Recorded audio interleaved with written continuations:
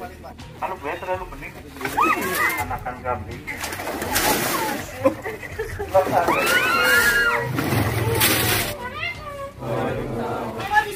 Aduh lucu banget nih. Di bawah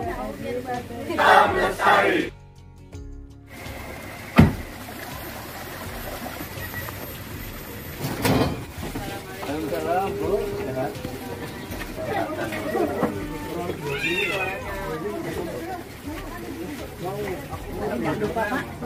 Oh ya,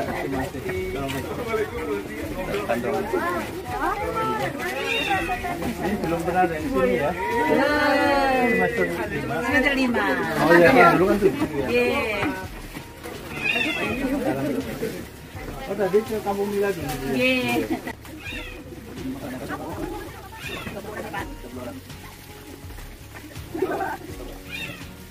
Oh, penangkarannya di sini. Oh, di Prolog Pak ya? Boleh.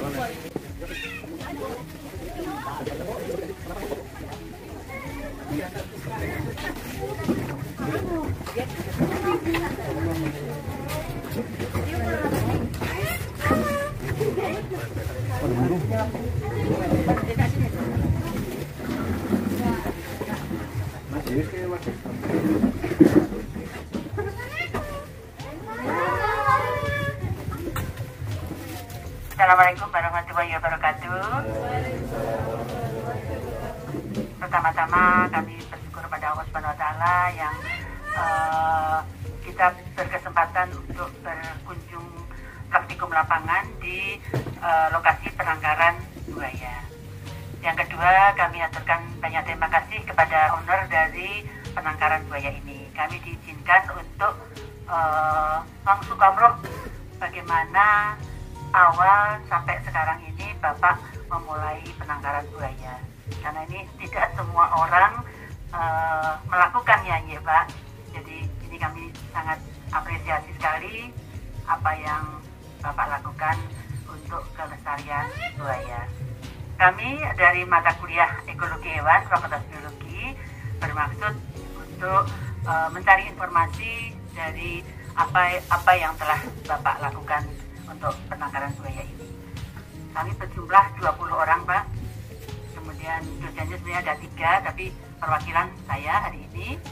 Waktu yang kami sediakan adalah sekarang ini sampai selesai Pak. Karena tadi jam 7:30 sampai jam 9 lebih kita di Kampung Tani Ikan Nila. Nah, jadi sekarang ini sudah bebas sampai selesai. Saudara-saudara mengamati, bertanya tentang buaya ya. Begitu Bapak. Waktu selanjutnya kami serahkan untuk menerima dan memberikan informasi segala sesuatu hal yang tentang hewan. Monggo. Assalamualaikum warahmatullahi wabarakatuh.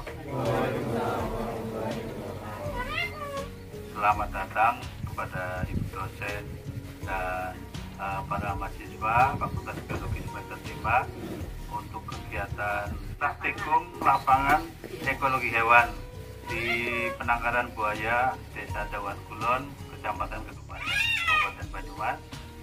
Saya langsung prolog sejarah langsung ya. Jadi penangkaran buaya ini keluar izin tahun 2016, kemudian masa perizinan 5 tahun diperpanjang tahun 2021. Jadi ini sudah perpanjangan kedua. Berawal dari kami pencinta reptil, termasuk ular, iguana, kemudian buaya. Karena buaya adalah jenis satwa liar yang sudah dilindungi undang-undang, salah satu satwa yang sudah appendix, maka kami memenuhi peraturan dan legalitas untuk memelihara buaya, yaitu supaya mendapatkan buaya hasil penangkaran F2. Dan saya membeli di penangkaran Jawa Barat untuk calon indukan. Kemudian setelah kami mempunyai buaya yang punya legalitas, kami mengajukan perizinan dengan tujuan bisa mengembangkan hobi menjadi kepedulian kepada salah satu TSL atau tumbuhan dan satwa liar yang sudah dilindungi undang-undang. buaya saya sebagian dari 6 ekor sudah berkembang biak,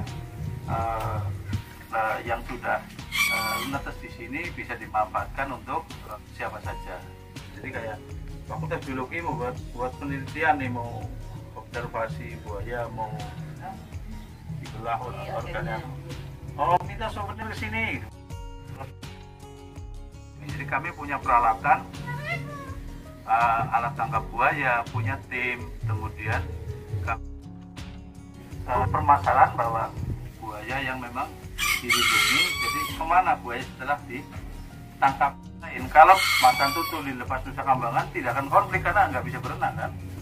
Tapi kalau buaya itu rumit, dilepas di pulau ini akan menyeberang. Dia hidup di darat kita, di laut, satu-satunya diisolasi di satu tempat.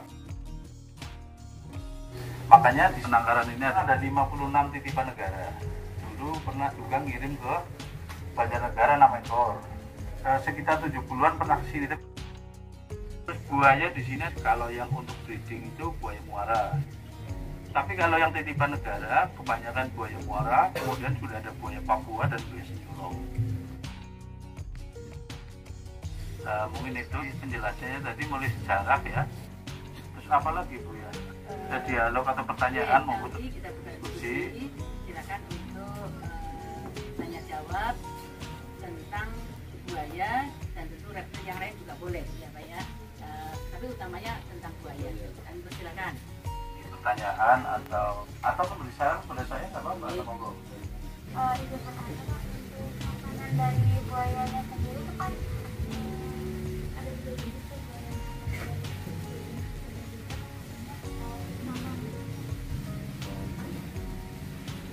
Terima kasih buat Andre ya pertanyaannya. Buaya itu karnivora, baik daging maupun ikan dan sejenisnya bisa dimakan. Tapi biasanya ada favorit kebiasaan di mana habitat itu makanan tersedia itu di mana. Seperti buaya supit Senyulong itu kan makanan favorit sebenarnya ikan. Moncongnya kan didesain juga untuk nangkepin ikan kecil juga kan. Kalau buaya muara, buaya Papua atau aligator yang di Amerika itu kan kalau ada ikan kecil digigit dia bisa keluar lagi lewat sela-sela gigi. Tapi kalau buaya Senyulong sama gafil yang di liar itu yang favoritnya ikan, dikasih makan daging yang mau. Jadi buaya muara itu favoritnya sebenarnya di daerah Payung. Samping pertelorannya suhunya kan dibutuhkan di atas 30 derajat. Angin laut yang panas itu kan otomatis suhunya lebih tinggi kan. Jadi sarangnya ditinggalnya aja menetas gitu kan. Makanya kalau di sini buaya muara itu lebih baik di inkubator karena kita atur suhu kan. Kalau di alam lebih buruk hasilnya dari kantor. Kurang lebih itu bentuknya apa? Yang lainnya silakan. Ya, Mas. Penangkaran ini untuk membuat lingkungan untuk buaya ini ada apa yang perlu diperhatikan dari ketiga buaya itu untuk lingkungan buatannya, apakah ada perbedaan? Jadi dulu awalnya breeding punya 6. Kemudian kan begitu banyak. Jadi untuk indukan perteloran memang ada ukuran tertentu. Jadi buaya panjangnya sekian, untuk perkawinan harus ada air sekian terus untuk membuat sarang. Tapi kalau untuk penempatan itu sebenarnya relatif. Kalau untuk diliarkan sebaiknya lebih luas, dia berlatih mengejar mangsa. Tapi kalau tempat untuk pembesaran lebih sempit, itu lebih cepat besar dan badannya lebih tidak rusak. Banyak kalau sendiri ya, kayak orang makan tidur itu kan tidak pernah tergores. Tubuhnya lebih indah kalau untuk pengkulitan atau begitu. Jadi kalau tempat buaya muara, buaya apa itu sama. Kalau kepengen liar itu harus luas. Tapi kalau kepengen buaya itu tidak terlalu agresif dan tubuhnya tidak banyak bergerak rusak, sebaiknya tempat yang secukupnya aja. Yang penting bisa berputar, ada air. Jadi nanti dari hasil diskusi ini, dari hasil pencerahan dari Bapak Wata akan kami dokumentasikan di dalam buku laporan. Nanti sekitar 5 eksemplar kami titip ke Bapak. Kemudian ada ini Mas, yang Mas Akil sama Mas Brahma ini bertugas membuat brosur yang draftnya sudah ada. Nanti sudah Mbak Wali tadi ya, ya nanti dengan Pak Fatah maksudnya yang diinginkan seperti apa. Draft kasarnya sudah ada. Kami akan sekitar membuat 200 eksemplar Pak untuk dari penangkaran ini, sehingga kalau ada mahasiswa, murid maupun instansi yang lain minimal ada brosurnya bisa untuk bertular menginformasikan kehadiran penangkaran di daerah Dabuan ini. Kemudian yang lain-lain tadi kita langsung ke lokasi, jadi tahu bagaimana tadi ada inkubatornya ya, kemudian luasan kolam untuk kalau ikan saya biasa ikan ya Pak pemijahan. Nah, ini kolam untuk bereproduksi seperti apa, kemudian pengangkutannya karena ini hewan liar, hewan karnivora jadi semua orang pada takut nih Pak. Yeah. Dan langsung ke lapangan saja nih Pak. Yeah. Yeah. Baik, terima kasih. Kita muter-muter lihat kondisinya seperti apa. Yang paling panjang kita panjang.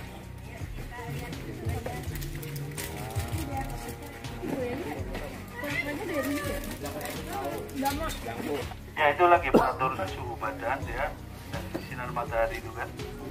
Ini kan jenis buaya dingin.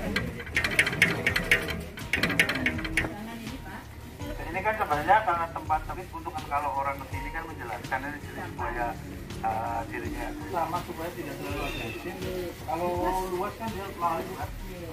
Kalau buaya ini maksimal paling besar jantan 3,5 meter. Umur tertua paling ini kan paling sekitar baru 3 meter. Paling besar 3,5 meter buaya Papua. Buaya siam lebih kecil lagi maksimal. Buaya ini bisa besarnya 2 kali lipat dari ini. Buaya muara yang terakhir kan terbesar di Filipina ya, si Lolong yang sudah mati 7 meter. Lolong. Kalau di Indonesia kan ada sejarah di Kalimantan zaman Belanda ditemukan 12 meter. Ini umurnya sekitar 30 tahun. Dan ini kan titipan datang sudah besar. Dulu datang tidak sebesar ini, tapi ya sudah besar datangnya. Titipan dari negara ini.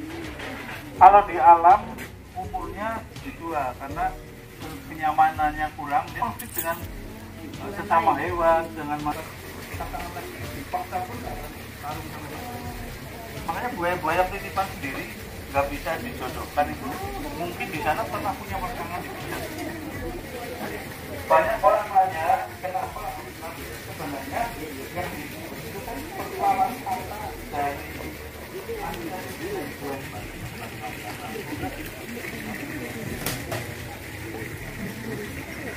total buaya ini ya ada 83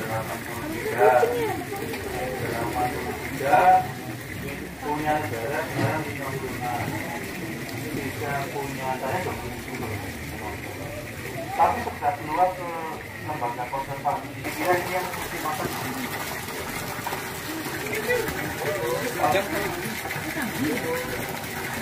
setahun kemudian baru tahu loh, makanya sekarang saya bertelur saya guntur.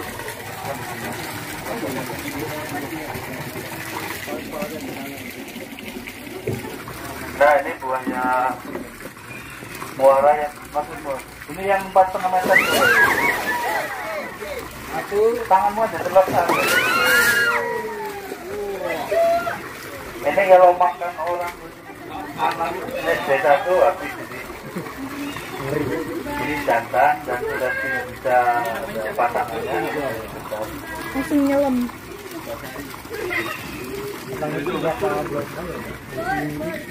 Di sini kan airnya kontinu. Kalau dulu 7 hari sekali kita kasih air besar untuk dikeluhkan terus masuk ke ipal. Jadi sekarang saya perawatannya baru tahun 3 kali untuk dikurasnya.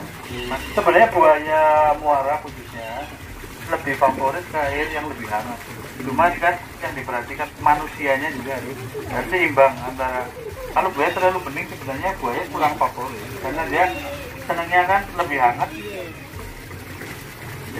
Kebersihan itu yang utama untuk manusianya.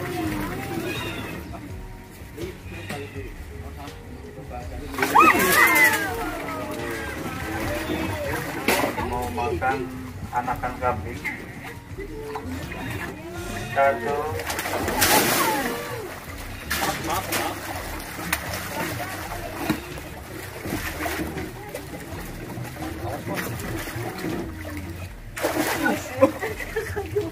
Buaya, kok mau semuanya orang buaya kok.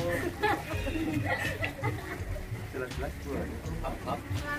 Gimana ini kalau nggak kenal? Belum, ini makan ya sampai 15 kilo. 15 kilo. Kerjanya makan itu. Siapa? Jadi kalau ada ayam tiren yang mati, sisanya dikasih di freezer dua buat stok. Ini ada pintu ini. Ini kayak ini yang utama ini. Lumayan bukannya pakai ini. Pakai ini.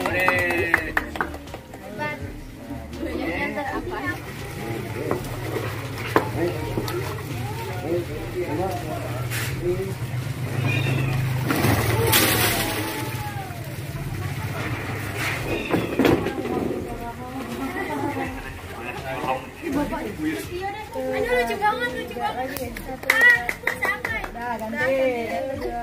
Harusnya pas ada di bawah bunga-bunga itu tahu. Kayak di tangannya. Tahu cepat siapa lagi?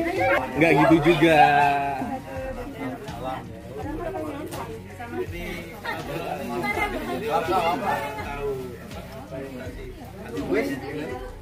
Jadi bukan ya memberitahu kata-kata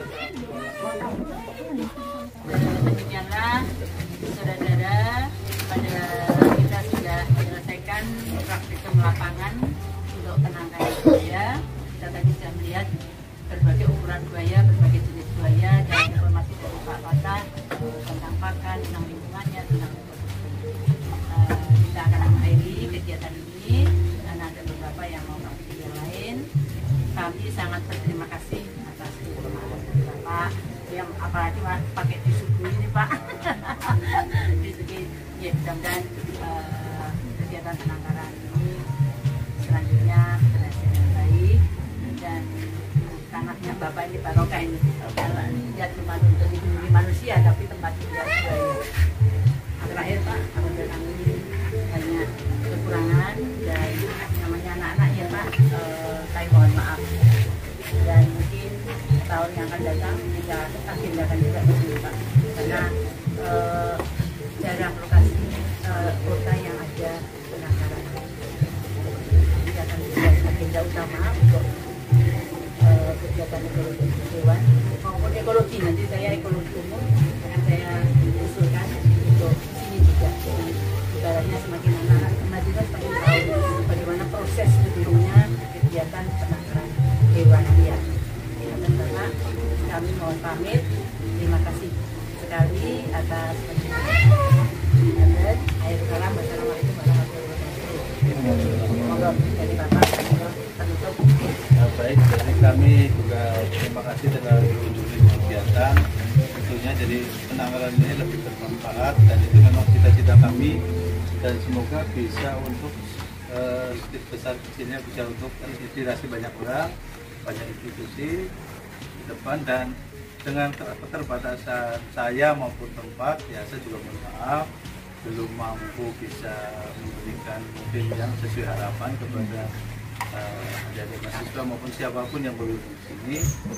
Semoga ke depan bisa lebih baik dan lebih bermanfaat untuk berkelanjutan, bisa untuk kegiatan-kegiatan seperti ini.